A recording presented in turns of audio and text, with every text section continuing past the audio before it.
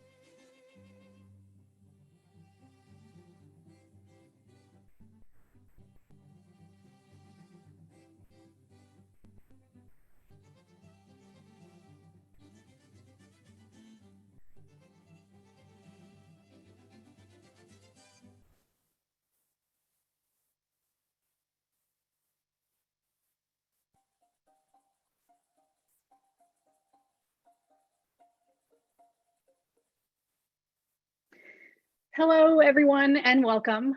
My name is Audrey Ifrit-Salim, and I lead the OSU Center for Advancing Diversity, Equity, and Inclusion in Business. Thanks for joining us for our 6th annual Susan J. McGregor Memorial Lecture on Women's Leadership. These past 2 years have shown us so many of the contradictions faced by women in the workforce, but they've also offered us opportunities to remake our workplaces in ways that are more inclusive and equitable moving forward. It was December in 2019, just before the pandemic. I know that seems like a long time ago, that women had crossed a major employment milestone. Data showed that for just the second time in history, women outnumbered men in the US paid workforce. So when the onset of COVID shut down schools, daycare centers, and so many of the service-oriented industries that rely on majority female workforces, that impact was felt across the nation, and the results are sobering. Since February 2020, the economy has experienced a net loss of nearly 3.6 million jobs, and women account for 59.2% of those losses. In January 2022, just this last month, 27 times more men than women joined the labor force. And at this point, men have completely recouped pandemic employment losses, but 1.1 million fewer women are participating in the labor force than did in February 2020. And in total, US women as a group have lost more than 3 decades of employment gains. But it's important to note, these losses have been disproportionately felt by women of color. In December 2021, the unemployment rate was 6.2% for Black women, 4.9% for Latina women, and 3.1% for white women. A McKinsey 2021 report shows that women's representation in corporate America has increased since 2016, but women, and especially women of color, remain significantly underrepresented in leadership roles. In spite of these numbers, never has the power of women's leadership been so clear. That same McKinsey study found that women leaders, they're stepping up in this moment to be the type of leaders that companies say they most need and most value. And across the board, women leaders have shown that they excel when it comes to supporting their teams, helping employees manage their workloads, and checking in regularly on their overall well-being. Senior level women spend substantial time on diversity, equity, and inclusion work that falls outside their formal job responsibilities. A bit similarly, a 2020 study examined a global database of 360-degree assessments and found that women were rated as highly effective leaders before the pandemic, but their scores were even higher during the first wave of COVID. So it's clear women are a force, and it's up to us to ensure that once we get more women back to work, that those women have the opportunities to advance into more and more top leadership roles. And these data show that there's room for male leaders to join women leaders in prioritizing diversity and practicing effective, empathetic, inclusive leadership. Now, private employers are going to have to both change their internal practices and advocate for better public policy, especially around paid family leave and medical leave. and men will need to take on more prominent roles in the home. But as our speaker today will show, we have the tools to make effective changes that ensure diversity, equity, and inclusion are promoted throughout our organizations and communities, for women and for everyone. Truly, lectures like the one we'll hear today are more relevant and important than ever. And now, as we're faced with the realities of a continuing pandemic, it's time to pause, take stock, and reevaluate the systems we created that have led us to this point. The future does not need to look like the past. We can stand in support of women and gender equity in our workplaces, but we need all hands on deck to get there.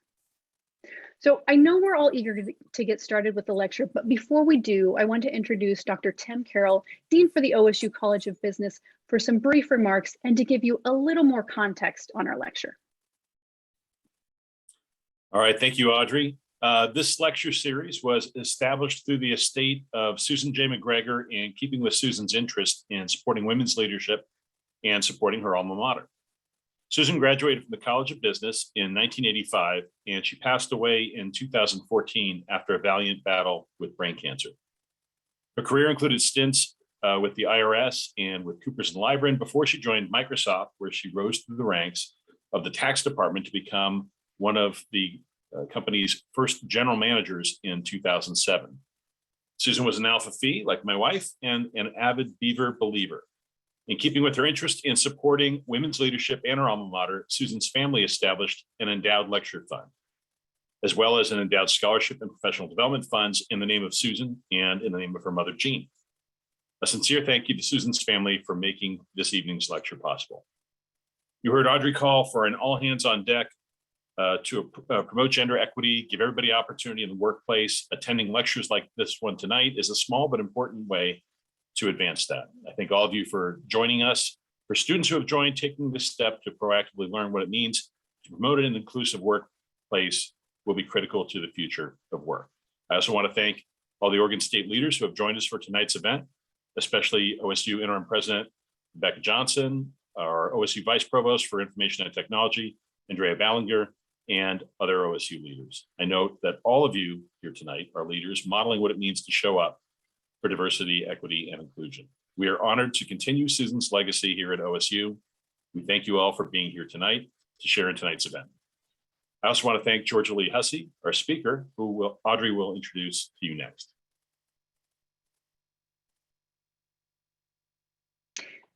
Thank you, Dean Carroll. We are excited to host tonight's speaker, Georgia Lee Hussey, who is the founder and CEO of Modernist Financial, a B Corp wealth management firm dedicated to helping progressive people structure their wealth around their values. Her mission is to build a world where smart, creative people feel permission to enjoy today while providing a stable financial base for a common future. Before launching Modernist, Georgia worked for national and local financial firms as a certified financial planner. She's a member of Oregon Community Foundation's Metro Portland Leadership Council.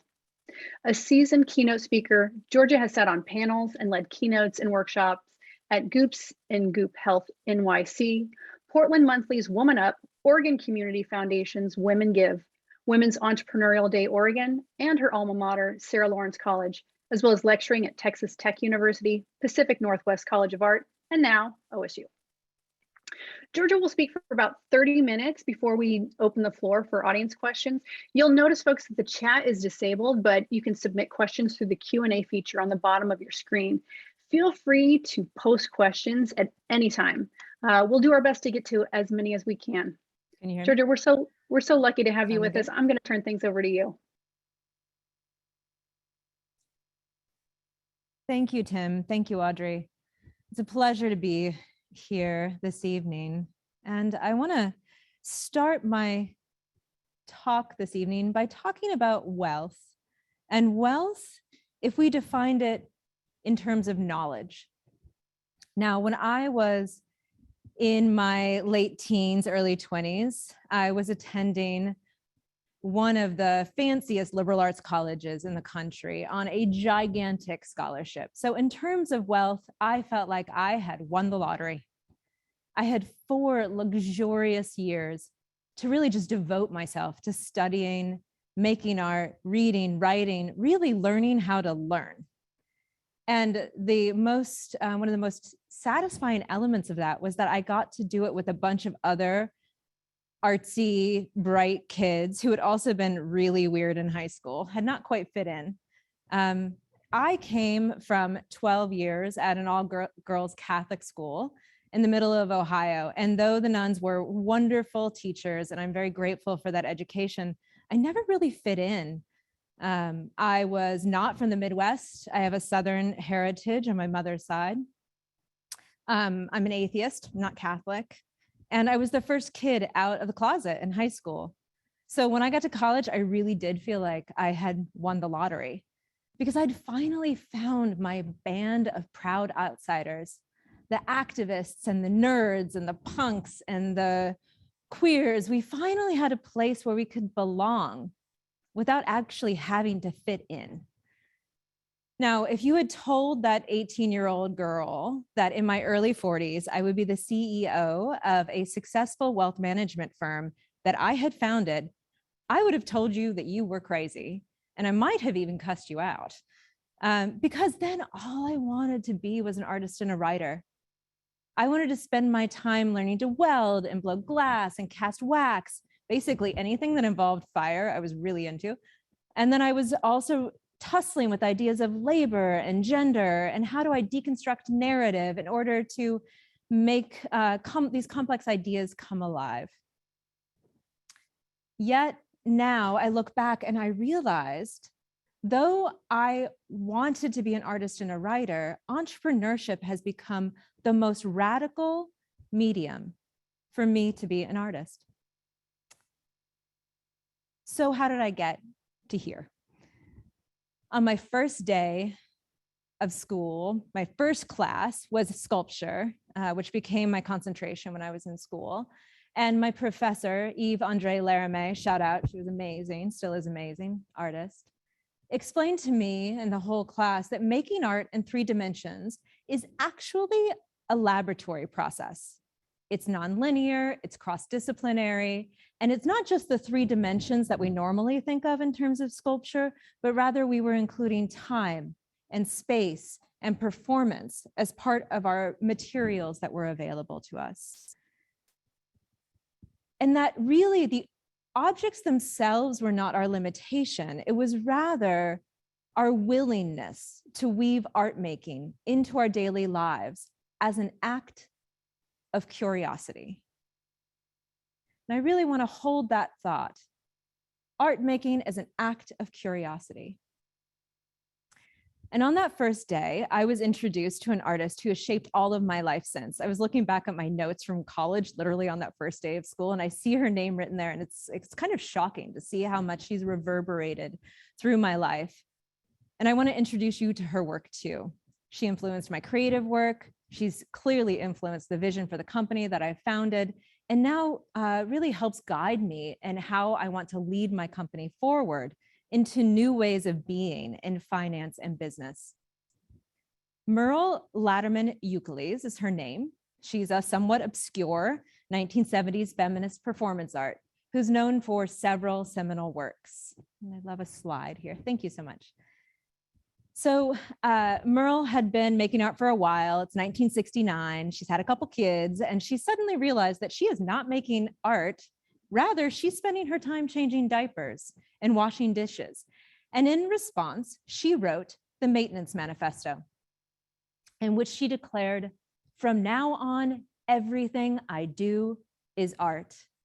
Everything I touch is art." In 1976, she made the piece, "I Make Maintenance Art 1 hour every day," in which she convinced the entire maintenance staff of a Manhattan office building to look at their tasks during 1 hour of their workday as art, with a capital A. What would it be like if you did that? Now, she also eventually named herself the official artist of the New York Sanitation Department. She did not ask permission to do that. And she even made herself letterhead. Eventually, she did actually become the artist in residence of the New York Sanitation Department, and her most beloved piece, at least for me, and really a touchstone as I walk the streets of the city of Portland, and as I move through my life as a as an artist of work or as a worker in general, is a piece called Touch Sanitation. And this is a picture from that piece. She spent an entire year seeking out all 8,500 people in the department. She shook each man's hand, that's the way it was. And she said, "Thank you for keeping New York City alive." And then she took their portrait.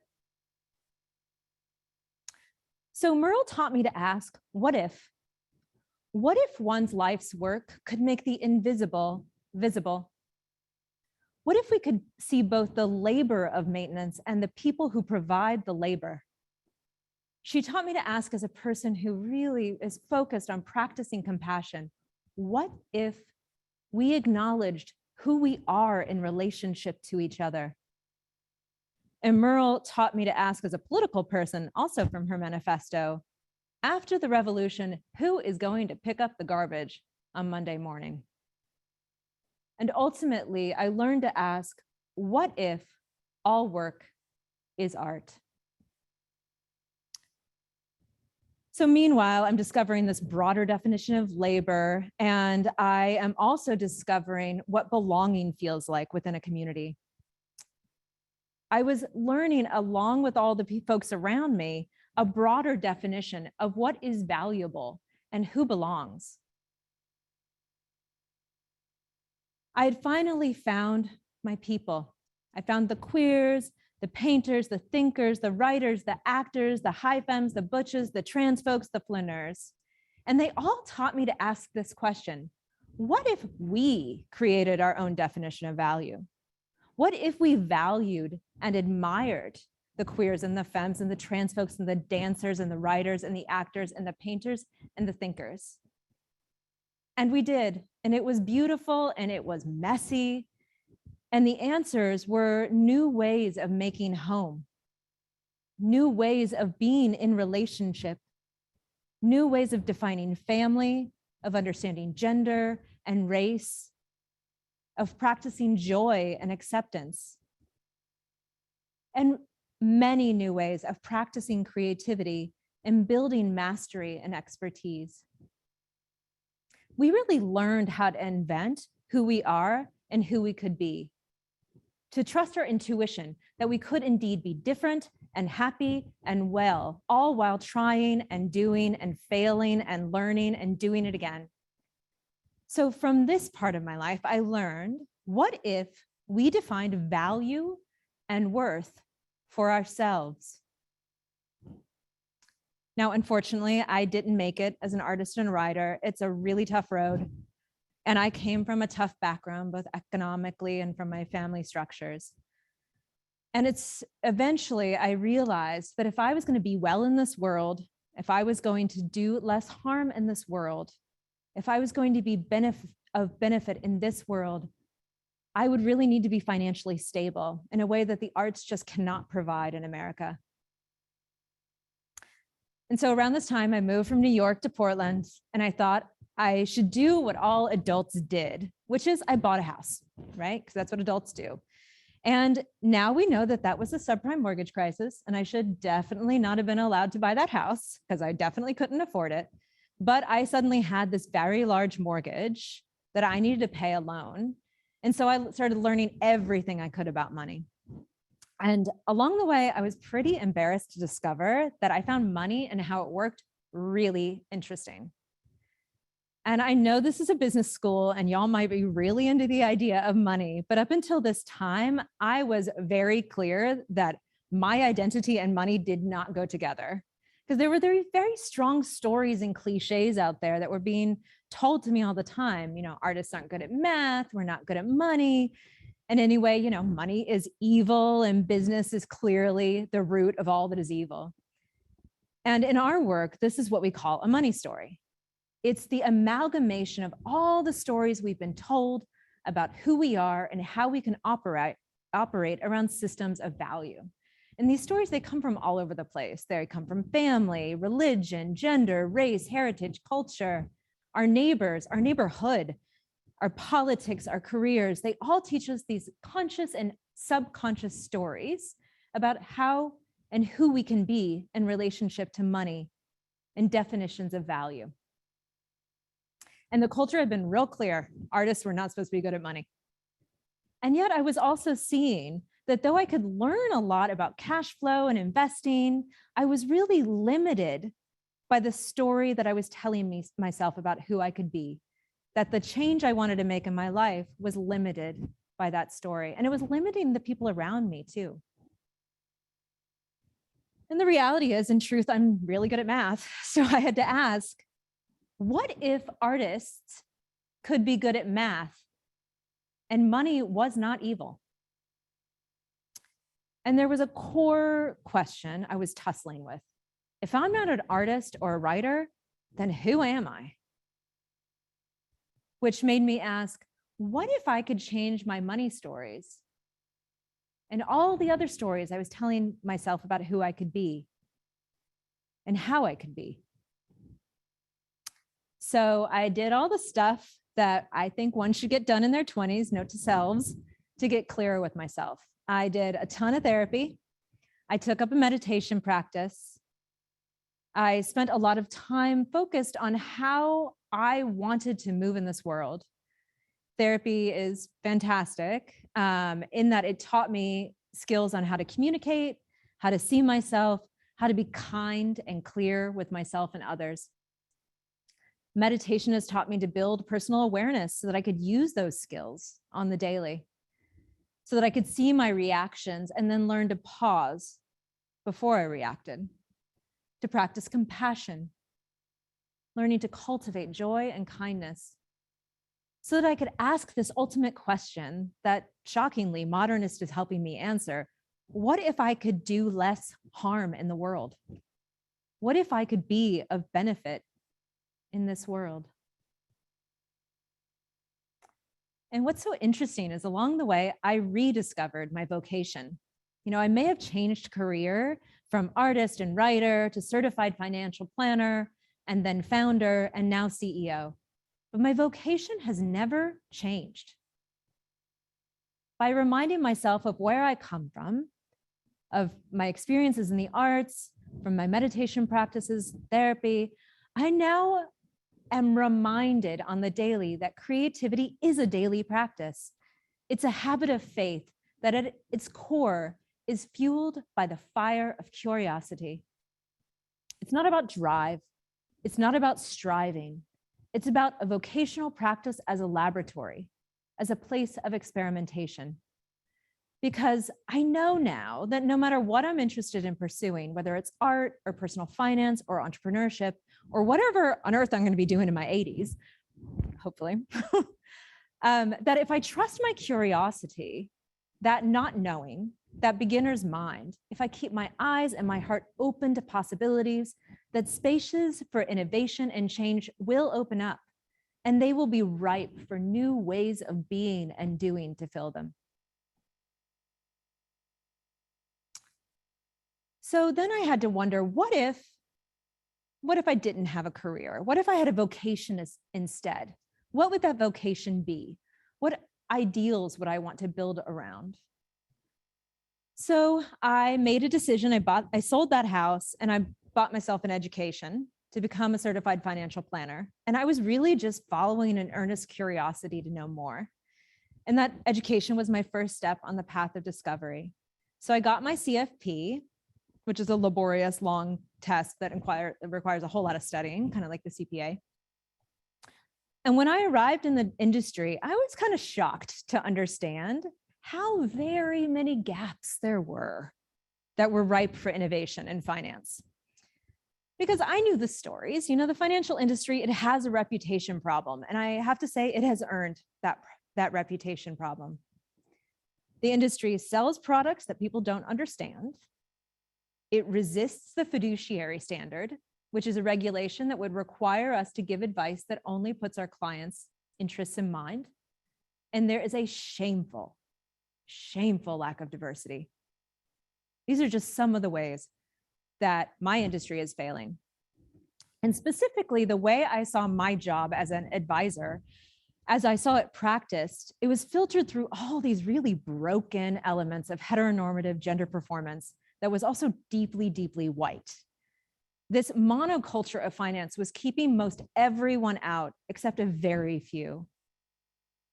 And by noticing who was giving the advice and is giving the advice, I saw the propagation of bias and prejudice. I overheard deeply paternalistic tones in the advice. Don't worry your pretty little head. Just look at this pie chart for a second. Just do what I say, buy what I say, you're going to be fine. I'm not into perpetuating that kind of disempowerment. And when only 28% of CFPs are women and only 3% of CFPs are people of color, and they don't even have statistics on the LGBTQ community, most of us are just not getting the care we need in our financial lives. And this lack of diversity is disempowering. It's stopping communities from building financial stability. It's really dragging down our potential for innovation as an industry. Because without an industry that's steeped in intersectional identities, we're going to miss out on generations of innovation and change that we have got to have if we're going to navigate the future that we're facing. So I knew in my heart that the work that I was doing and the industry I was in, it could be different. I knew there had to be a better way, a middle path. And it was in part by understanding that though I was an advisor, I should actually not be an expert, that my role is to build expertise and use that expertise in the service of our clients and our communities, bringing their own awareness of their values and their goals, to be stewards of their own journey and their own resources while we offer a container in which they can come to those discoveries with us and with our support, offering expertise along the way. Excuse me. Now, I tried to do this work at other firms, but eventually I discovered that I had to found my own firm because Mierle had reminded me to ask, what if entrepreneurship is actually the most radical medium for me to be an artist? And a host of questions followed. What if the systematically disenfranchised had the agency to make financial decisions that aligned with their values, not the values of the dominant culture? What if the wealthy didn't frame their personal financial decisions with the assumption that they would not have enough, and therefore they had to keep more for me and mine? What if resource hoarding were not the underlying purpose of wealth building? What if, despite sitting in the belly of the beast of late-stage capitalism, mired in a patriarchal white supremacist culture, what if business weren't evil? What if a business could benefit more than just the shareholders? What if business were actually the most necessary space for radical innovation? And then personally, what if in my business, I could actually talk about my values in politics? What if I could, instead of avoiding it, which was an unspoken directive I was getting from the industry, what if I instead centered those values? What if we could help people make financial decisions that balance individual benefit with collective benefit? And that's what the firm I founded does. Modernist Financial is a B Corp wealth management firm that helps people structure their wealth around their progressive values. We are a fiduciary, which means we must consider our clients' interests first and only. We are fee only because we believe the only people who should pay us are our clients. We are a B Corp because we actually want to be held to a third-party standard that is globally held, that measures whether we're living up to the things we say we're doing. Are we actually benefiting people, planet, and profit? And we're a company committed to anti-racist behavior and action. So we're working to walk our talk. And I gotta say, we are learning as we go all the time. And it's a fascinating, fascinating process because these are some really big ideas. So I hope that you're asking now, how on earth do you actually do this? So thanks to Mierle, I knew we were gonna need a manifesto that would help us focus our efforts on the question of how could business be a radical medium to be an artist. Excuse me. So I'm going to read Modernist Manifesto to you. And what I ask you to do is listen for what resonates most for you right now in this moment in your life. We are advancing a new money consciousness, one born of gratitude, plenty, generosity, and a deep felt understanding of enough.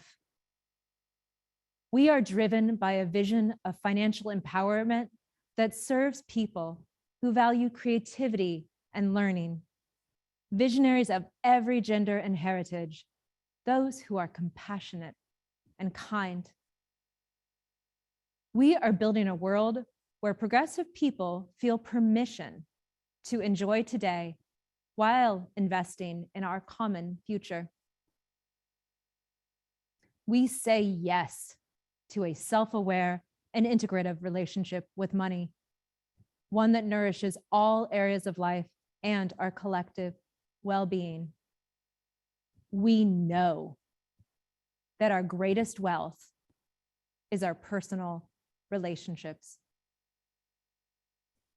We reject stereotypes, cheapskates, spendthrifts, bootstraps, silver spoons. We steadfastly believe that we can live in abundance when we understand our money stories. We insist that we can enjoy our money and honor our values. We believe in plenty. We believe in enough. Now, in order to build a new money consciousness with our clients, we've developed 3 phases of work that help people get clear about how to structure their wealth around their progressive values. Now, the first phase is really so essential and it's often jumped over. It's really about discovering and verbalizing your values and your goals. What do you believe? What do you want? What do you want for yourself? What do you want for the culture at large? And I'm not talking about what your mama wants, and I'm not talking about what your minister wants, and I'm not talking about what your boss wants, what you actually want. Secondly, we have to understand the structures in which we're operating: banking, investments, lending, tax planning, estate planning, insurance planning, set estate planning, charitable giving, planning and philanthropy, generosity planning, as we like to call it. Those are all structures that work in a particular way and have a lot of legal structure around them. And we want that to be understood. And in addition, I strongly believe that we need to also understand how those systems and those structures are inherently inequitable. That some of us have advantages and access and others just don't. And finally, we make space in the third phase to finally bring it all together. This is where the actual values-based financial decisions are made. By understanding values and goals, getting the structure we're making a decision within, and then bringing them together, that helps us identify how we want to move in the world as financial beings. And then we begin it again. Now, it's been an absolutely extraordinary ride, learning alongside our clients how to discover their own visions for themselves. I mean, people are just fascinating and generous and kind and sweet and anxious and all the things we are as humans. And I'm honestly pretty picky about who we work with. Not all of our clients would define themselves as an outsider, but I would say that they are all smart and kind and interesting and fun.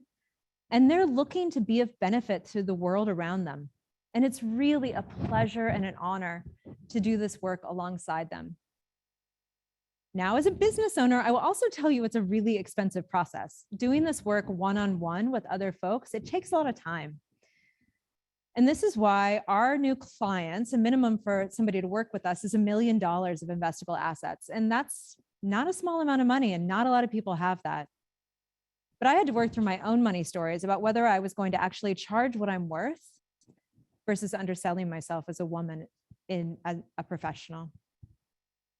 It's also why we have most of the tools that we use with our clients available for free on our website. We're going to send you a link at the end of this that you can just download anything you want, because I really do think everyone should have access and everyone should be able to DIY it.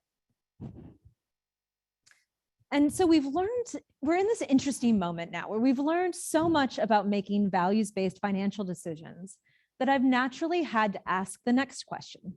What if this business could do this work too? And of course we do, we use basically the same client process to frame our own strategic planning, but there are some really deeper questions that I believe as a business we need to ask if we're going to create value for more than just shareholders. Some of those questions are, what if we used our work to ask beautiful questions of our clients in our community? What if we discovered new answers together? What could we do with those answers and those new possibilities? So we have been asking a whole lot of what if questions lately. What if we thought about tax policy, not as an individual burden, but rather as a collective benefit? What if it wasn't just about me paying as little tax as I can, but rather also understanding that I'm providing education and roads and safety and care for the people that are around me?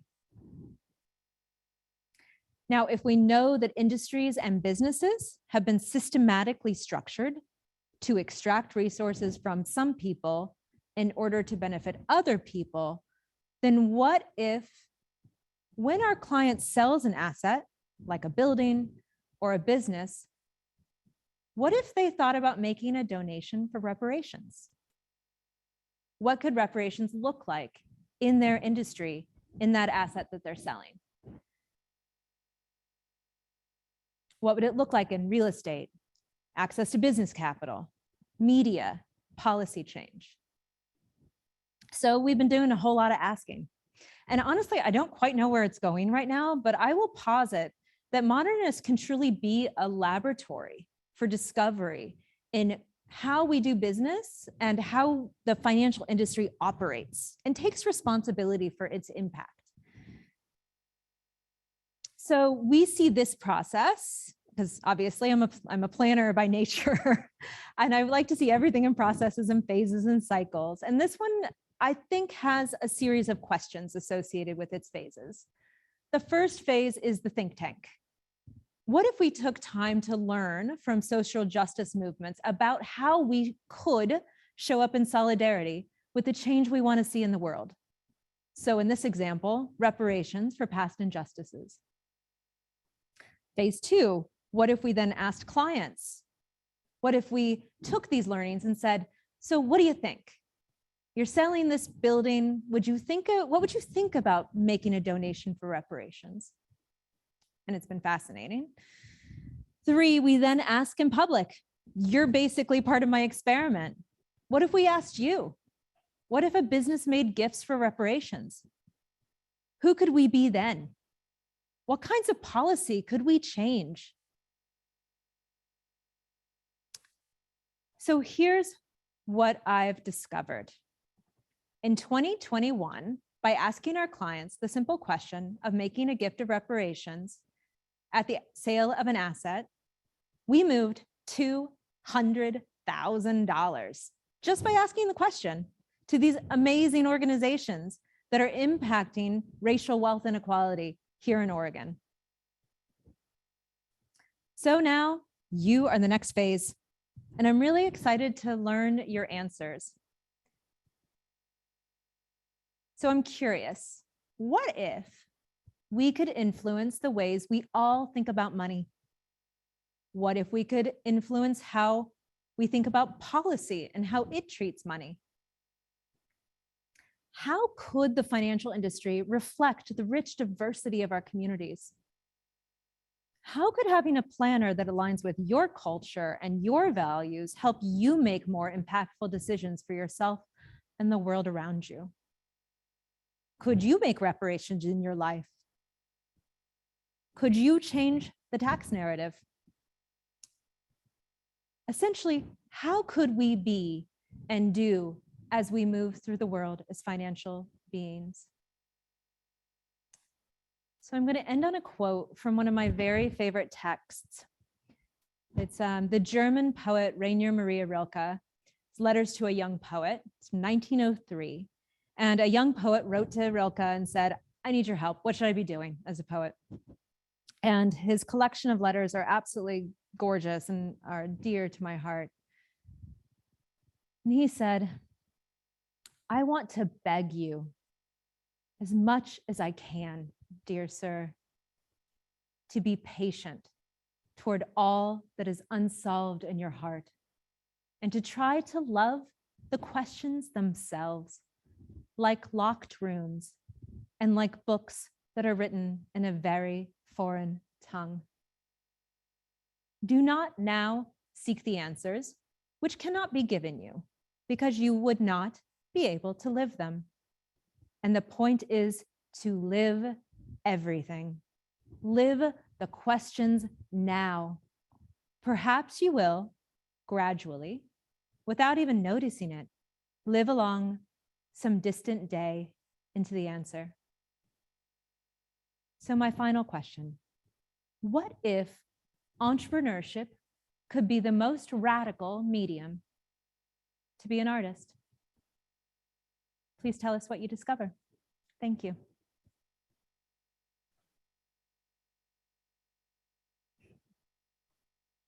Georgia, thank you so much for those remarks and for sharing your story. We're now going to move into some moderate questions and answers. So audience, if you have questions for Georgia, please use that Q&A feature of the Zoom platform. Like I said before, we're going to do our best to address as many questions as we can, but let's get started with a first question. Georgia, you mentioned beginner's mind. Can you say a little bit more about what you mean by that when it comes to money? Yeah, I think it's a great question. So beginner's mind is a concept that is common in Zen Buddhism, specifically. That's the practice that I have. And it's this idea of approaching each thing that we do as if we've never seen it before, as if it is wholly new to us. And I'll give you an example. When I was blowing glass, I was terrible at first, because anytime you're putting molten glass on the end of a rod and then trying to, anyway, it's a complex project. And I had a dear friend who was a master glass blower. And I had this like very pathetic little cup that I had made, and it barely stood up. And it was this little funky looking thing. And she looked at it and she goes, I could never make that. It would be physically impossible for me to make that. She's like, enjoy the fact that you can make this gloppy cup. But it really helped me understand that, you know, she can make these gorgeous goblets that took her 15 to 20 years of her life to be able to do. But there is a wisdom in beginning. There are things we see that nobody else sees because we're beginners. And that's part of the practice. Thanks, I appreciate that. I want to move on to another question. What suggestions do you have for a person with a non-traditional background and more radical values, but acting at the employee level? How might they encourage businesses to radically rethink or challenge values, norms, and assumptions? What can you do from that sort of position? Yeah, that's a really good question. And I wish I had some of my employees here to invite them into that question too. You know, I think I go back to that question of where do we don't want to fit in, but we want to belong.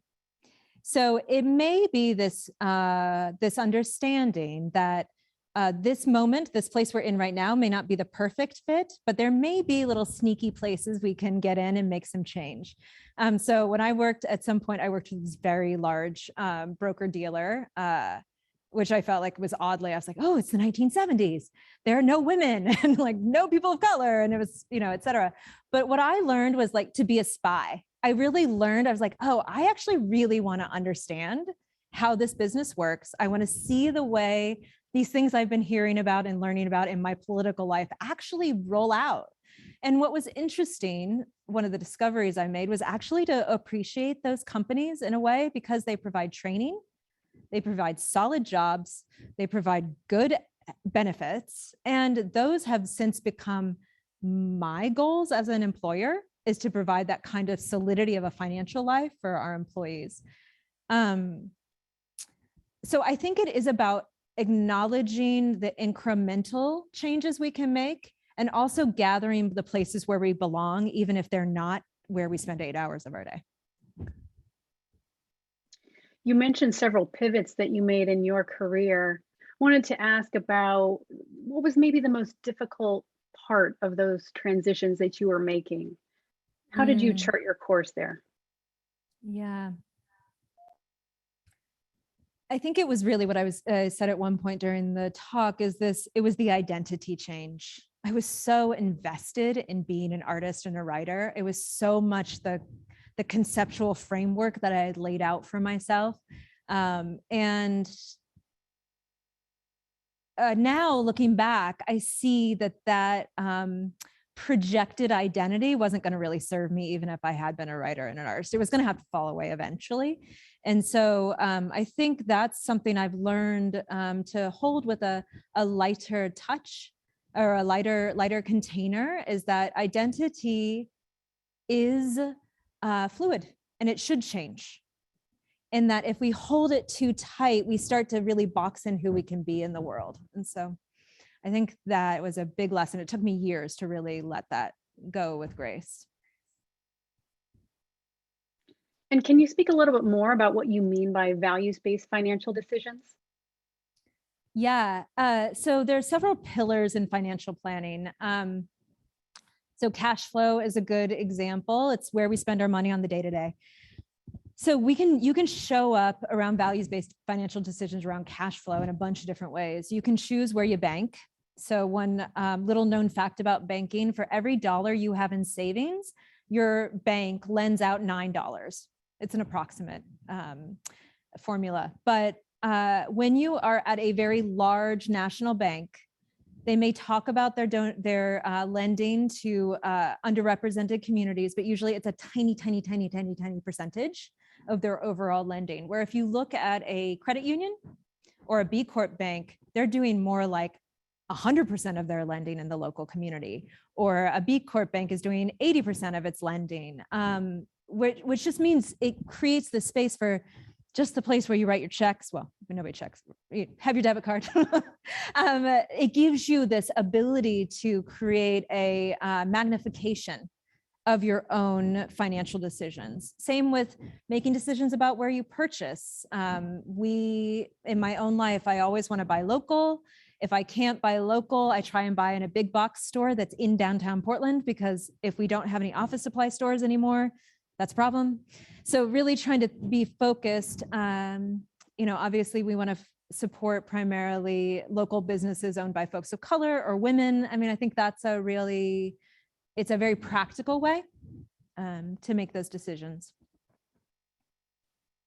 And obviously, you've talked quite a bit about how Modernist is about aligning people's values with how they manage their money. Do you ever get potential clients whose values, they're just in contradiction to your own? How do you manage those relationships? They're just not a good fit for us. I mean, honestly, we're not.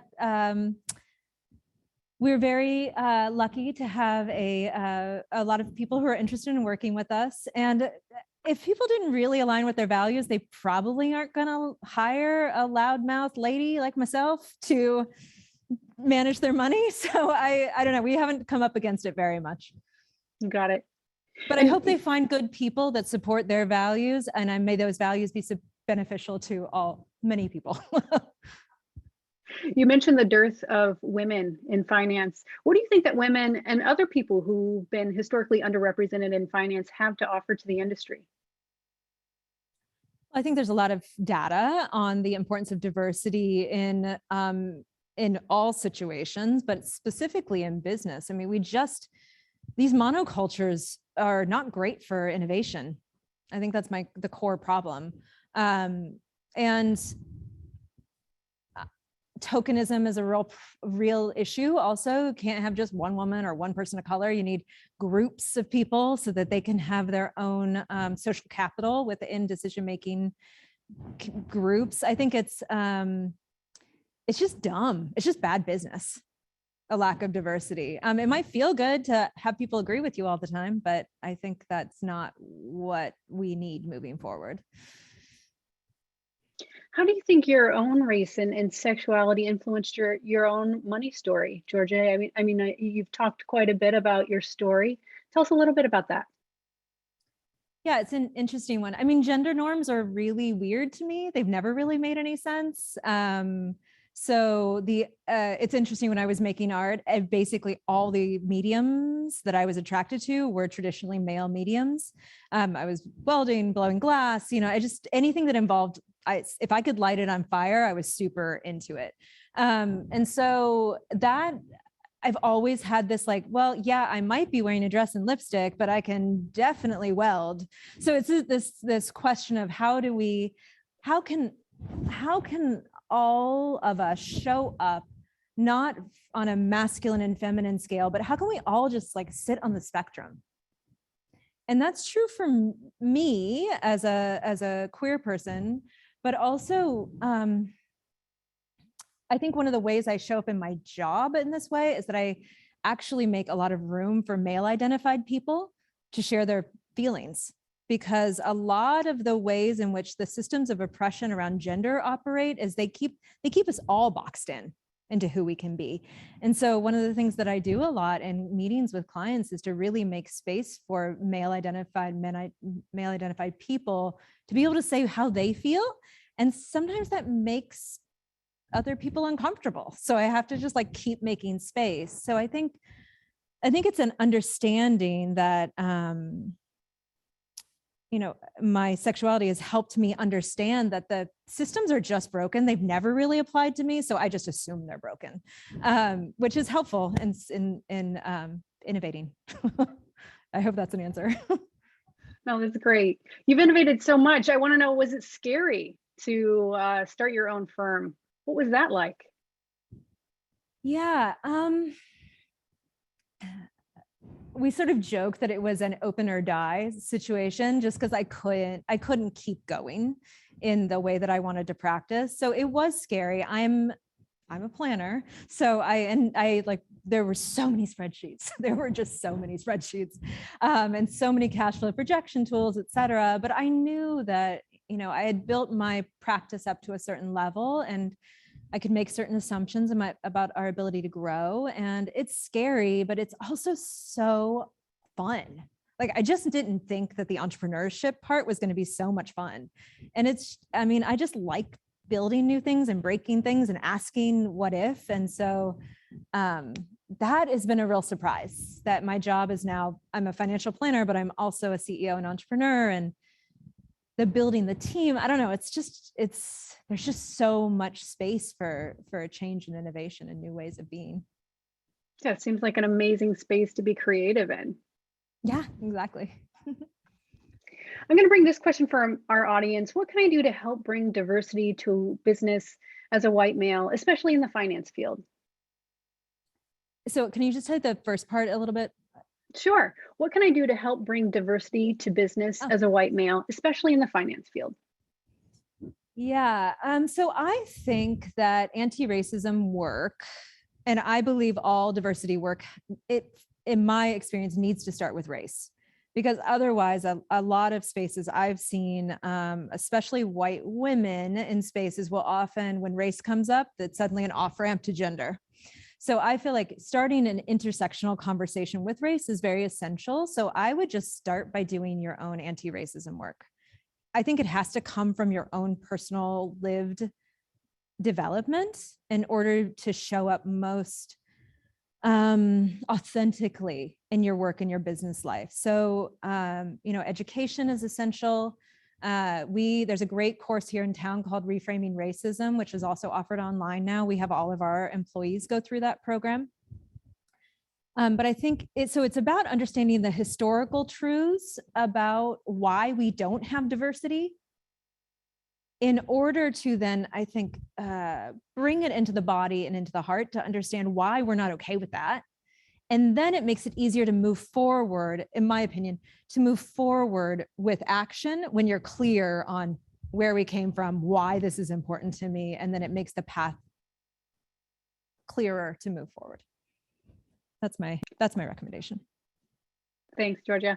We're going to jump backwards just a little bit. I had asked you about the story and how you felt about starting your business. Another question from an audience member: what was your biggest hurdle while growing your business? Oh, that's what is? That's a good question. I don't know. I mean, I feel like I'm a little bit of a hurdler. I just don't I don't know. I get tired. That's been a hard one. I think learning to, well, okay, here's a good one. I think that striving really has been a problem for me all my life. I've always been an achiever, and I'm sure you could put me in the type A category. But I think that's just not sustainable over the long term. So learning that wellness was essential if I was going to show up as an entrepreneur. I couldn't be exhausted all the time. I needed to be healthy and well. And so I have sort of a plethora of people supporting me that I hired to help me climb the gigantic mountain I've built. So I think that's probably been the biggest hurdle, is learning how to mediate my desire to do more with the realities of just needing to sleep and go on vacation and read a novel. That makes sense. Georgia, we're going to end with just one more question. This last question: what is the main takeaway that you want folks to go home with this evening? I think if I could have my way, I would say that approaching whatever your vocation is, your career, but approaching it as vocation is been very helpful for me. I think it can help open up, take a lot of the pressure off, and allow us to see that we're evidencing our vocation in sort of unexpected places. And I would really encourage cross-disciplinary interests. Like when I need inspiration for a business, I go to the art museum. I read poetry. I look to the arts because that's where I get a lot of my drive and satisfaction in the world. And so I think developing a set of cross-disciplinary interests that are not the thing you do on the daily is just so rich and full of surprising insights that can help clear the path. Well, Georgia, thank you so much for your time this evening. And all of you who joined us, if you're interested in learning more about how to advance inclusivity in the workplace, please do visit our website for some resources and materials. It's business.oregonstate.edu/advancingDEI. Thank you, Georgia. Thank you, everyone. Thank you for being a part of this community. Have a great night. Thank you.